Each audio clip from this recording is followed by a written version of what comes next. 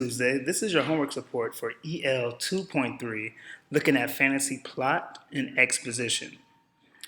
So once I go through this, I'm going to go through the homework assignment for two of the three groups so you can be very clear about what this should look like for today. And you'll be on your way. This is due on Thursday, all right? So today it was a very simple day, and we talked about exposition being the beginning of a plot or the beginning of the sequence of a story that pretty much lays the foundation what the entire story is about. So through that, we learn three really important things. We always learn who our main character is, and we learn a little bit about him or her, whether it's something about their background, who they are, race, age, so on and so forth. We also learn the primary setting, so where exactly will the book of the story take place. And then we learn their goal or their goal or motivation that they are trying to pursue in this story. The whole point of the story, the reason why someone decided to take the time to write the story in the first place. And we know that once you have been able to answer all these clearly, that's when you know you've pretty much read the exposition and you're into another part of plot. We also talked about plot being it can be various size. So it can be one sentence, it may be one paragraph, it may be an entire chapter, it may be a few chapters, it may be one page. So depending on how long the book is, that kind of tells us probably how much of the story we have to read before we are completely, until we have all information complete for the exposition itself. So excuse me with that. So the story, everyone has had this organizer, and the story that we used to kind of practice this was The Dying Elf. And from here, as we read, we realized, for example, that our main character is Oberon. He was known, said at the very beginning. And then we noticed that throughout the text, swordsman was constantly brought up. So that's one thing we know about him. We have the swordsman let his head slump once more to his chest, right here. We have the swordsman shifted within the uncomfortable armor. So we know that one thing we can say about him are details that he is a swordsman. And then some people also said in 7b that he seems to be very calm, a calm person because he likes to just sit and listen to the rain dance atop his armor. He's not really doing too much. He's pretending not to hear other sounds. He's just trying to be chill.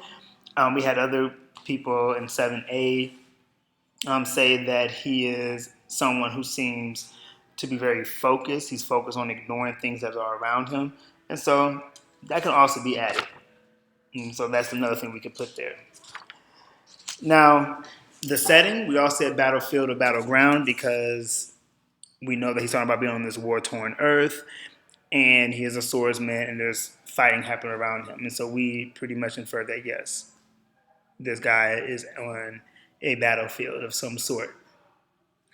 But then we had to take the information and say, well, if this is the exposition, what do we know about his goal? What is it that Oberon wants to do or accomplish by the end of this story?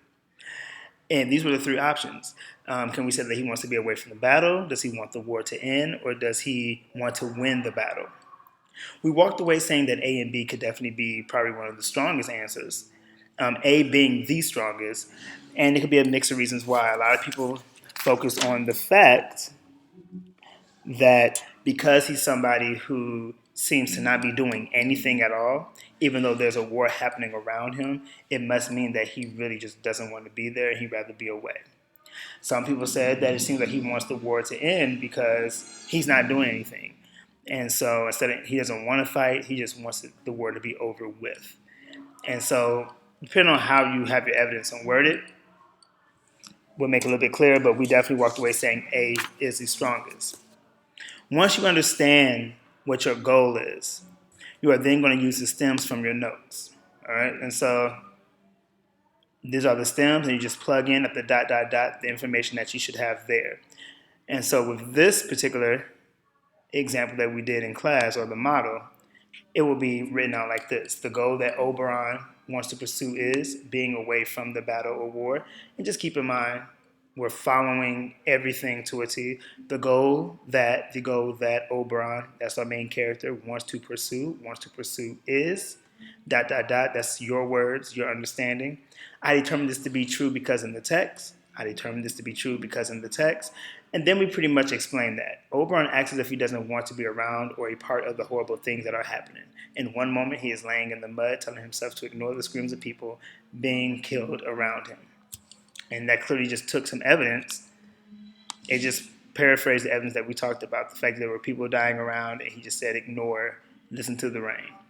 And so, beautiful, works. That's what I want to see, and you'll write that answer somewhere in this open space of this organizer. And so the homework assignment to kind of break down for everybody, for those of you reading Artemis Fowl, you have this organizer with you. You're supposed to take it with you. So your job is to complete the organizer. I want to see 2 ways to describe Artemis.